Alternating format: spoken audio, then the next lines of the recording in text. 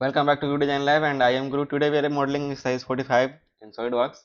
This open ring bracket looks simple, however it requires precise sketching constant. We will use extrude boss base, and then we will cut these exact slots. Let's open our SolidWorks and let's get started. So first we need to close this exercise and then we will start from a sketch. Select a new part, then OK. Take any plane like front plane and then a sketch. Go to sketch tab and select circle and create two circles at this origin point and make this dimension,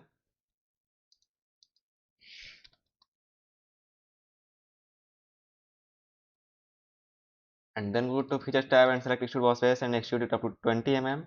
You can see here, and then we start making slots. So first you need to take any plane which is full, then select right plane, then a sketch, and select any corner rectangle, then go to smart dimension and make this dimension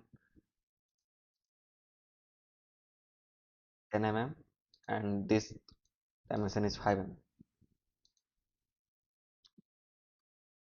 And then go to features tab and select extrude cut, cut it through all both sides and then OK.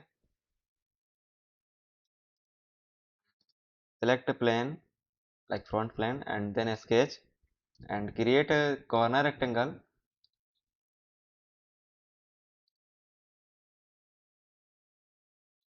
of 30 mm. 30 mm, this is 30 mm. Select OK and go to features tab and select extrude cut and cut it through all, then OK. You can see here this exercise is completed now, and you can give it appearance in appearance tab.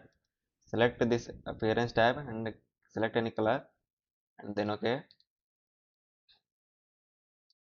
And that's how you successfully model exercise 45 in SolidWorks. If you found this tutorial helpful, make sure to hit like button and subscribe to Good Design Lab. Drop a comment below if you used any revolve tool or extrude tool to build yours. I am Guru and thanks for watching and keep designing. Thank you guys.